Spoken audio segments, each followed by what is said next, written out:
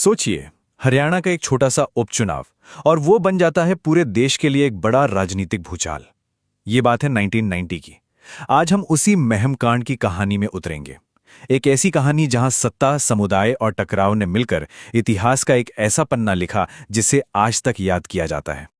सवाल तो यही उठता है ना, कि आखिर एक मामूली से स्थानीय चुनाव में ऐसा क्या हो गया कि दिल्ली की सरकार तक हिल गई। चलिए इस उलझी हुई कहानी की एक एक परत को खोलकर देखते हैं। तो इस पूरी कहानी को हम 4 हिस्सों में समझेंगे। सबसे पहले महम के लिए ये जंग आखिर शुरू कैसे हुई, फिर चुनाव के दिन जो हिंसा हुई उसकी बात करेंगे, इसके बाद एक हत्या और उसके बाद के टकराव पर नजर डालेंगे और आखिर में देखेंगे कि इस पूरे मामले का नतीजा क्या निकला और इसकी विरासत क्या रही। तो चलिए कहानी के पहले हिस्से से ही शुरू करते हैं। महम के लिए जंग। साल था 1990 और एक उपचुनाव के लिए माहौल पूरी तरह से तैयार था। एक ऐसा टकराव जिसका होना लगभग तय था। तो देखिए, ये टक्कर थी 2 बहुत बड़ी ताकतों के बीच। एक तरफ थे उस वक्त के मुख्यमंत्री ओम प्रकाश चौटाला और उनके पीछे कौन था? उनके पिता चौधरी देवीलाल, जो उस समय देश के उप प्रधानमंत्री थे। मतलब पूरी सरकारी ताकत एक तरफ, और दूसरी तरफ आनंद सिंह दांगी। दिलचस्प बात यह है कि दांगी कभी देवीलाल के ही खास माने जाते थे, लेकिन अब वो निर्दलीय मैदान में थे और उनका सबसे बड़ा सहारा थी स्थानीय माहम चौबीसी खाप। अब ये खाप कोई मामूली पंचायत नहीं थी, बल्कि उस इलाके की सबसे बड़ी सामाजिक और राजनीतिक शक्ति थी। तो समझिए, ये लड़ाई सिर्फ 2 उम्मीदवारों की नहीं रह गई थी। ये सीधी टक्कर थी वंशवाद की राजनीति और एक जमीनी समुदाय की आवाज के बीच। अच्छा, ऐसा नहीं है कि बातचीत से हल निकालने की कोशिश नहीं हुई। खाप के बड़े बुजुर्ग दिल्ली तक गए, सीधे उप प्रधानमंत्री देवीलाल से मिलने। उन्होंने गुजारिश की कि वो अपने बेटे को इस चुनाव से हटा लें ताकि बात ना बढ़े। लेकिन देवीलाल ने उनकी अपील को साफ साफ ठुकरा दिया। और बस उनके इस इनकार ने तो जैसे आग में घी डालने का काम कर दिया, और स्थानीय लोगों का गुस्सा 7वें आसमान पर पहुंच गया।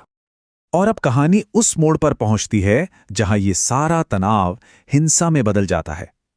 चुनाव का दिन आ चुका था और जो चिंगारी अब तक सिर्फ सुलग रही थी, वो एक भयानक आग बनकर भड़कने वाली थी। तारीख थी 27 फरवरी, वोटिंग का दिन। मतदान जैसे ही शुरू हुआ, हर तरफ से खबरें आने लगीं। फर्जी वोटिंग की, बूथ कैप्चरिंग की। आरोप इतने गंभीर थे कि कहा जा रहा था कि सरकारी पुलिस का इस्तेमाल चुनाव को एक तरफा करने के लिए हो रहा है। और देखते ही देखते देश भर के अखबारों में एक ही सुर्खी छाई हुई थी, मेहम इन मेहम, यानी महम में भारी हंगामा। अब कई लोग सोच रहे होंगे कि ये बूथ कैप्चरिंग आखिर होता क्या है। तो देखिए, ये एक पूरी तरह से गैर कानूनी तरीका है जिसमें किसी पार्टी के समर्थक पोलिंग स्टेशन पर ही कब्जा कर लेते हैं और फिर धड़ल्ले से अपने उम्मीदवार के हक में जाली वोट डालते हैं। जब शिकायतों का अंबार लग गया तो चुनाव आयोग को दखल देना पड़ा। उन्होंने 8 बूथों पर दोबारा वोटिंग करवाने का आदेश दे दिया। सोचा गया कि इससे हालात सुधर जाएंगे, लेकिन किसी को भी ये अंदाजा नहीं था कि हालात सुधारने की ये कोशिश उन्हें और भी ज्यादा खौफनाक बनाने वाली थी। खास तौर पर बेंसी गांव में दोबारा मतदान के दौरान हालात काबू से बाहर हो गए। गांव वालों और पुलिस के बीच एक हिंसक झड़प हुई और इस झड़प में गोलियां तक चल गईं। इस पहली हिंसा में ही सोचिए 7 से 10 लोगों की जानें चली गईं। ये खबर जैसे ही बाहर आई, पूरा देश सन्न रह गया। तो अब आते हैं कहानी के तीसरे हिस्से पर, एक हत्या और उसके बाद का टकराव। पहला उपचुनाव तो रद्द हो गया, लेकिन महम का संकट खत्म नहीं हुआ, बल्कि एक संदिग्ध मौत के बाद ये और भी ज्यादा गहराने वाला था। देखिए, घटनाएं कितनी तेजी से बदल रही थीं।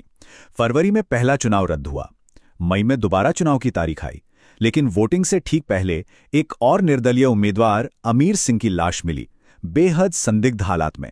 शक की सुई सीधे दांगी के समर्थकों पर जा टिकी। पुलिस उन्हें गिरफ्तार करने मदीना गांव पहुंची और वहां एक बार फिर गोलियां चलीं। और इस बार जो हुआ वो और भी ज्यादा दुखद था। मरने वालों में एक 12 साल की बच्ची भी शामिल थी। तो अब बात करते हैं इस कहानी के अंजाम की, इसके नतीजे की। महम का जो ये स्थानीय हंगामा था ना, वो अब हरियाणा की सीमाओं को पार कर चुका था। यह अब एक राष्ट्रीय मुद्दा, एक नेशनल स्कैंडल बन गया था। इसकी गूंज देश की संसद तक में सुनाई दी। चारों तरफ से इतनी जबरदस्त आलोचना हुई कि इस घटना को भारतीय चुनावी इतिहास का एक शर्मनाक अध्याय तक कहा जाने लगा। अब राजनीतिक भूचाल तो आना ही था। केंद्र में जो वीपी सिंह की सरकार थी, उसका भारी दबाव पड़ा और इस दबाव के चलते ओम प्रकाश चौटाला को आखिरकार मुख्यमंत्री पद से इस्तीफा देना ही पड़ा। इस एक घटना ने न सिर्फ चौटाला बल्कि उनके पिता और देश के उप प्रधानमंत्री देवीलाल की राजनीतिक साख पर भी एक बहुत गहरा दाग लगा दिया। मामले की जांच के लिए एक कमीशन भी बना, जस्टिस डीपी मैडन कमीशन। लेकिन ये जांच कभी पूरी ही नहीं हो पाई। हुआ ये कि जज साहब ने हरियाणा सरकार पर सहयोग न करने का आरोप लगाया और इस्तीफा दे दिया, और इसके साथ ही महम का पूरा सच फाइलों में ही कहीं दफन होकर रह गया। तो सवाल ये है कि महम कांड आज भी इतना मायने क्यों रखता है, इसे क्यों याद किया जाता है?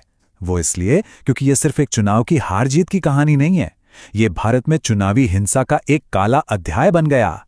इसने ये भी दिखाया कि जब एक समुदाय अपनी आवाज पर अड़ जाए तो वो बड़ी से बड़ी सत्ता को भी चुनौती दे सकता है। इसी घटना के बाद पूरे देश में सख्त चुनावी सुधारों की मांग ने जोर पकड़ा, और हां, हरियाणा की राजनीति तो इसके बाद हमेशा के लिए बदल गई। और आखिर में ये हमें एक बहुत बड़े सवाल पर लाकर छोड़ देता है कि लोकतंत्र में सत्ता की इतनी बड़ी और ताकतवर मशीनरी के सामने एक समुदाय को अपनी आवाज सुनाने के लिए आखिर क्या-क्या दांव पर लगाना पड़ता है।